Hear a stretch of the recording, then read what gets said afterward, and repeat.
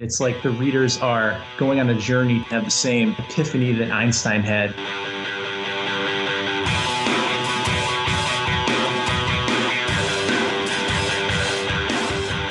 Hey, podcast listener, you're about to discover insider tips, tricks, and secrets to making more sales and converting more prospects into customers with email marketing. For more information about the Email Marketing Podcast or the Autoresponder Guy, go to dropdeadcopy.com/podcast.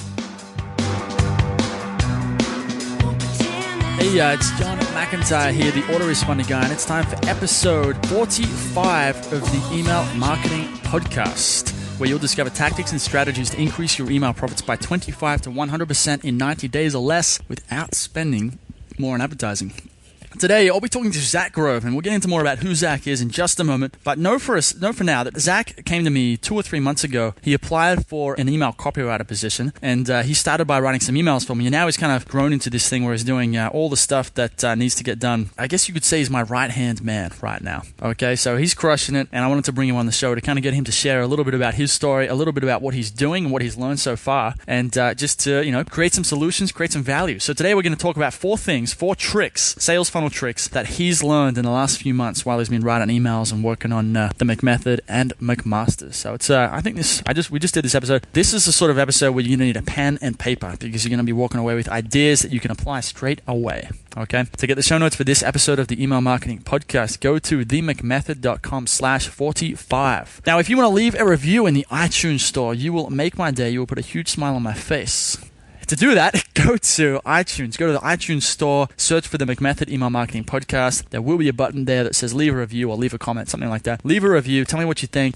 Bad, good, mediocre, whatever. Tell me what you think, what you want to hear more about. Maybe drop a link to your website, and I will read your review out on the show and do my best to make you famous and get you some groupies or that house in Hollywood or whatever, whatever you get when you actually become famous in the world. Now, I've got one listener question before I get into this interview with Zach Grove. The question is, how can I grow my sales? That's a very vague question, but I think it's, there's no such thing as a bad question. So we'll call this is a good question. So how can I grow my sales? Well, I'd say there's a million and one ways to grow your sales. I would say step 1 is to really understand how does your product solve the market's problem. And step 2 is what are some effective ways you could, market your product. So you look at everything has a cost. You can go and do SEO. I'm assuming that this person's online since this is a podcast on email marketing. That you've got 2 options. You can either go organic or free, which is, it's not really free, but you can go organic, which is search engine marketing, search engine optimization. Or you've got advertising, which might be Facebook ads, Google ads, something like that.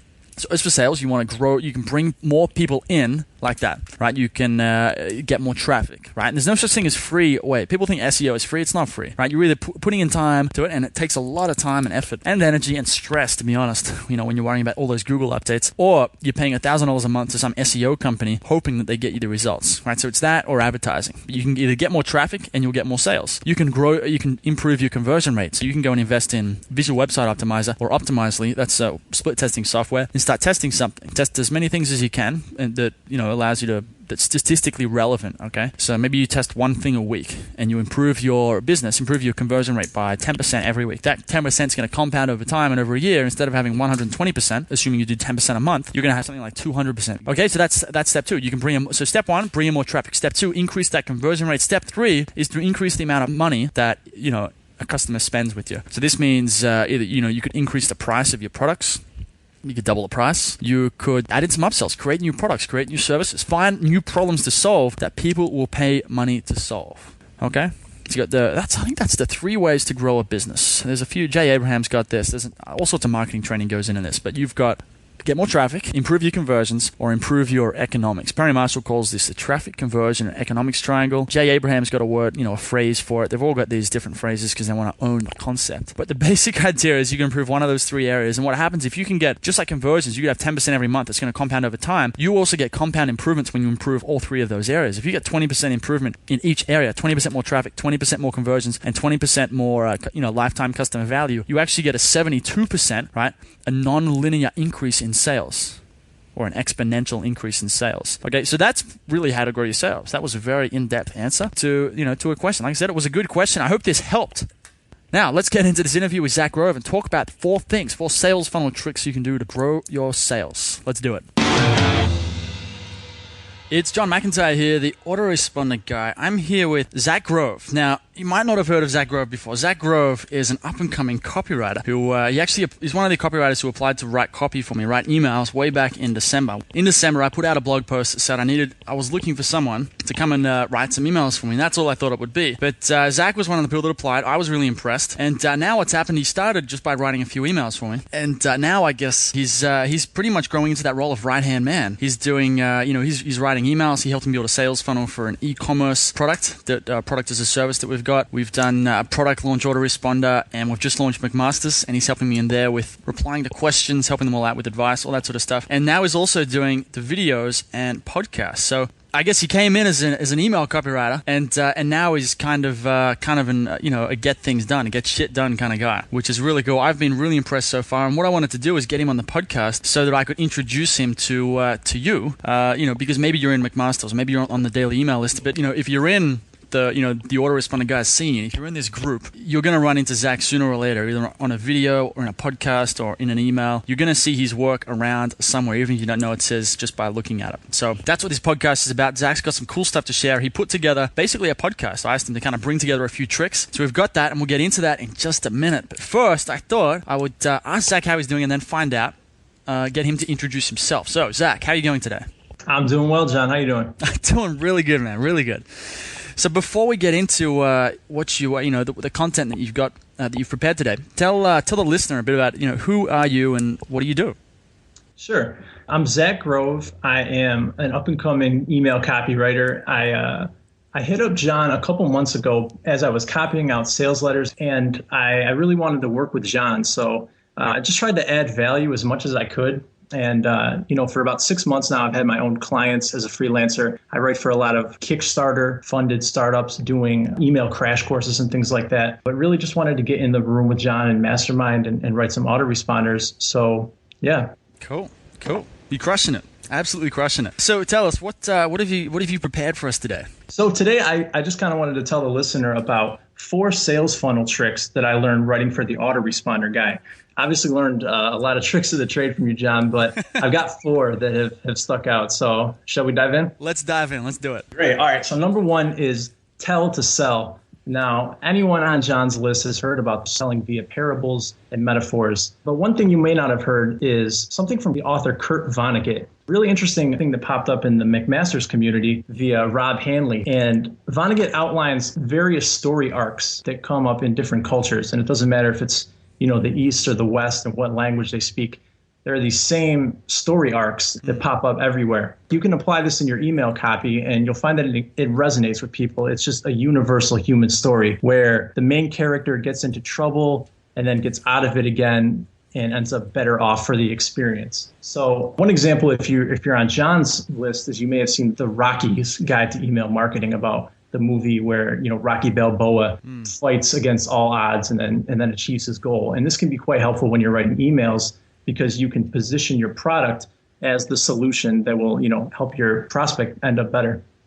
Okay, cool. What I really love about this is it just it reminds me of, I think it's just evidence that we as people, we communicate through stories. That a lot of people get into content marketing and email marketing and just copywriting or just marketing in general, thinking that they're going to go around and they're not going to tell stories. They don't even think about that. They're just going to give out how-to tips, and that's going to convince people. They're going to give away all this how-to information, which is oh so valuable, and then that's going to be why people trust them. And that works to a point, but I think what this forgets is that people love stories. We communicate through stories. So if you can communicate with someone with a story, you're going to be a much better teacher, and therefore your how-to information is going to be much more powerful if you can teach it under the guise of a story, which means people are going to get better results from it. They're going to connect with it more. They're going to have more light bulb moments, which is going to create more trust. So I just think to me, it's just incredible what you can do with it. It's hardwired into us.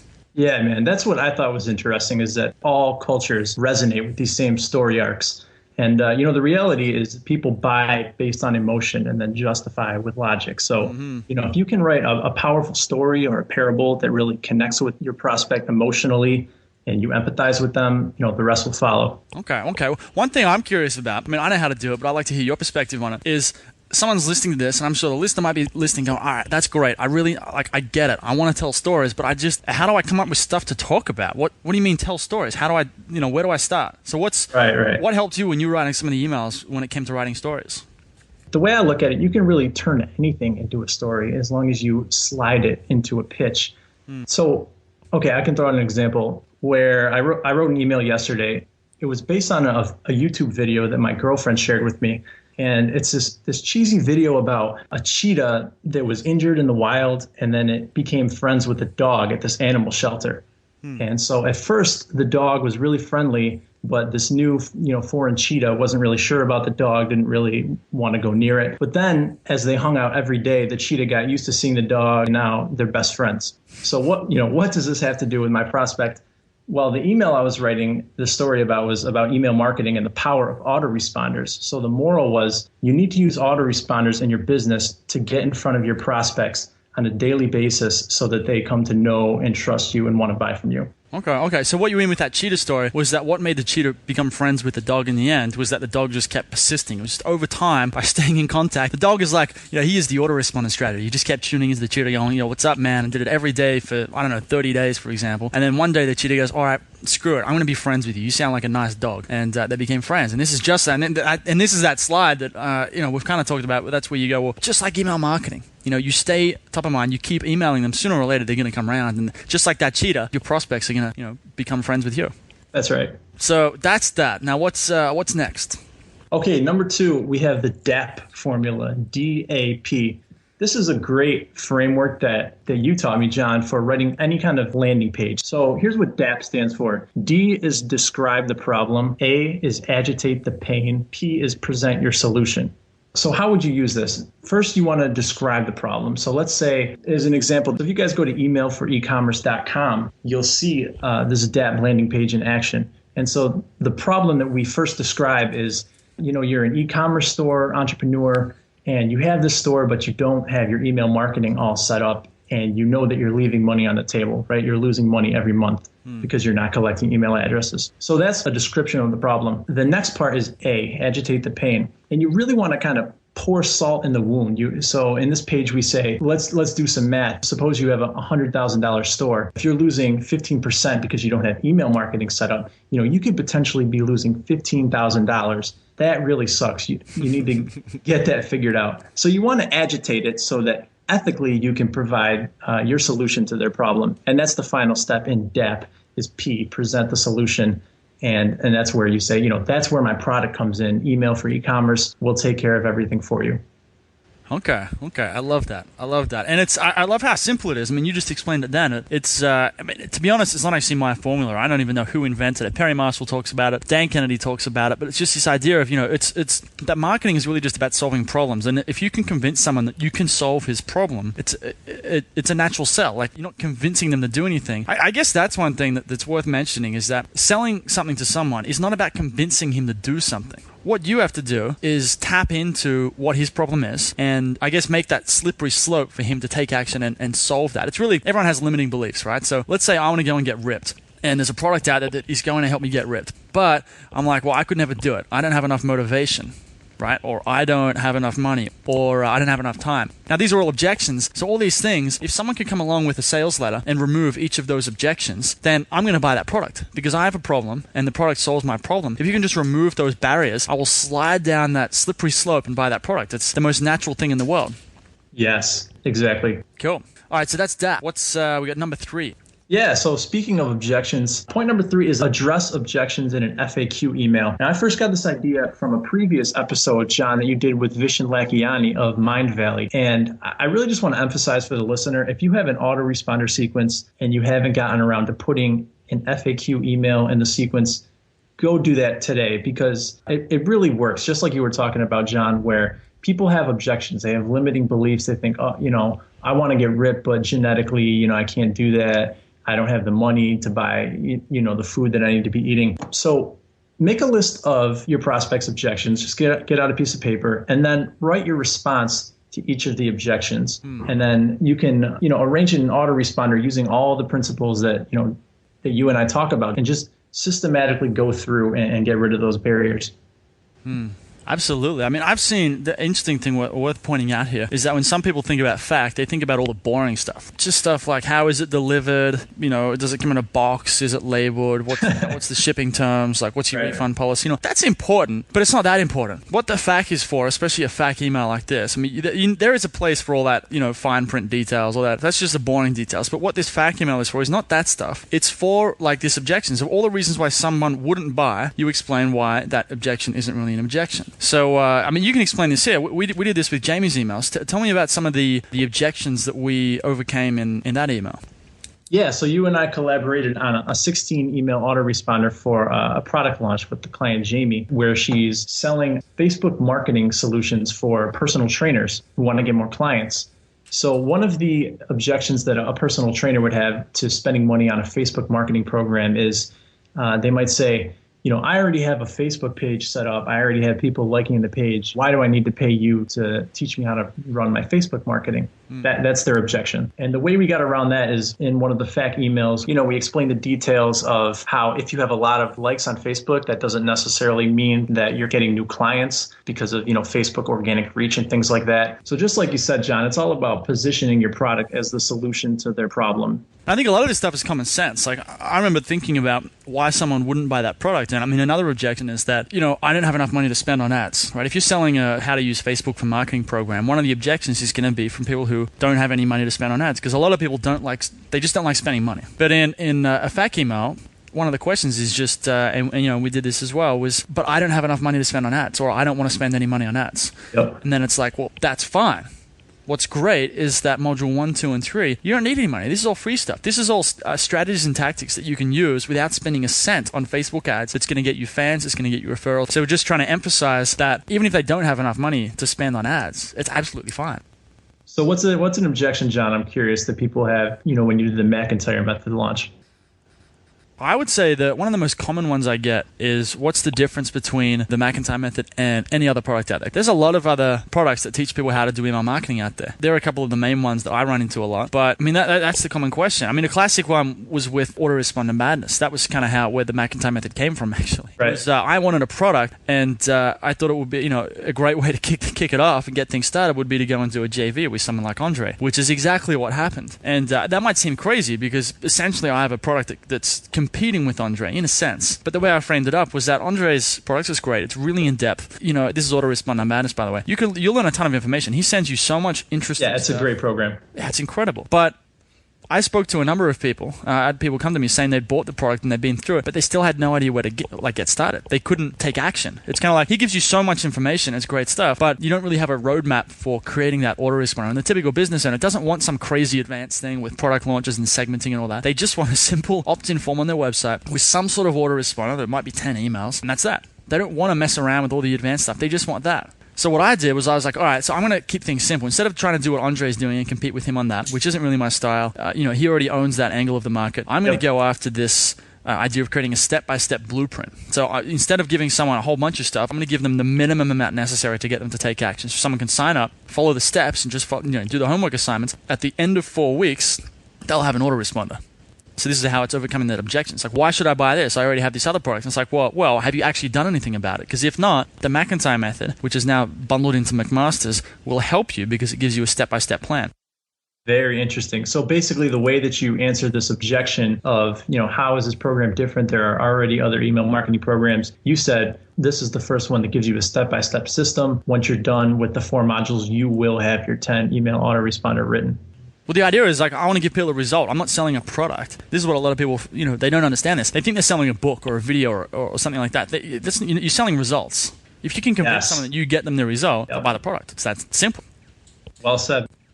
So what's this last one? You've got one more point. Yeah, this is the last point. And by the way, guys, if you have not written a FAQ email, go put an FAQ in your autoresponder. Sell some products. Do All it. right. So number 4 is keep it vivid. This is huge. I got a quick example here. You and I had this situation where we were writing an autoresponder for e-commerce entrepreneurs, and we wanted to put an email where we would kind of walk them through doing a little bit of napkin math. So we basically said, get out a piece of paper and a calculator. We're going to run some numbers on your business, basically to demonstrate the LCV, the lifetime client value, and why our product is in fact a good investment. But, rather than framing it up like, okay, we're going to do a bunch of math. That's boring. So the way we wrote this email is we made it sort of like an adventure. We said, the subject line is, Einstein called this the most powerful force in the universe. And the copy starts out, can you solve this riddle? What is the most powerful force in the universe? According to Albert Einstein, it's compound interest. Huh? Albert Einstein was impressed by the big results you can earn by making tiny improvements over time. So what can Einstein teach you about compounding your e-commerce revenue? And then we go on to have them do this exercise with the math. And it's fun. It's vivid. It's like the readers are going on a journey to discover the most powerful force in the universe and have the same epiphany that Einstein had, using the actual numbers from their business's revenue. So the next time you're writing an email, think about how can you make your prospect who's reading this email not bored by a textbook, but how can you take them on an adventure, on a journey, and make them feel like they're part of it? Yeah, I love this one. I think it's that. I mentioned this on a podcast today. Actually, I was doing preparing some podcasts this morning, and it's an Oscar Wilde quote. I've mentioned it a few times on this podcast, but it's that most people live lives of quiet desperation. Because most people are bored out of their brains. Man. They do the same thing every week. They go to maybe they go to job. Entrepreneurs are a bit different, but average person, they do the same thing every day, 5 days a week. They have a family. It's just, life is boring. There's no excitement to it. It's pretty drab. That's how most people live, and it's easy to forget that. But this is just a classic example of it. Yeah, you can never go in there and say, "Hey, let's just run some numbers." You got to go in there. It's kind of like you got to have a bit of theatrics to it. You got to go in there like you're an actor or like you're a magician or one of these kind of people, and you might have a trick that's not really that interesting if you didn't have any enthusiasm. But when you add all the kind of the theater, the sleight of hand and the stories and all this sort of stuff, it just adds so much magic to it.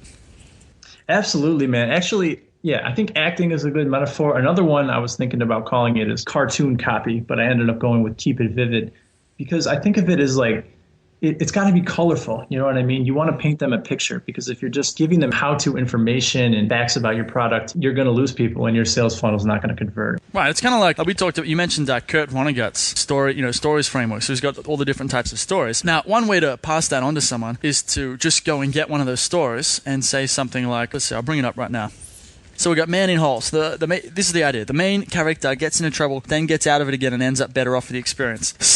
So we could have an email that says that. It could be like, hey, I know a guy called Dave. Dave got into trouble one day. It was really bad. But one day he got out of it again and he learned something. Bye.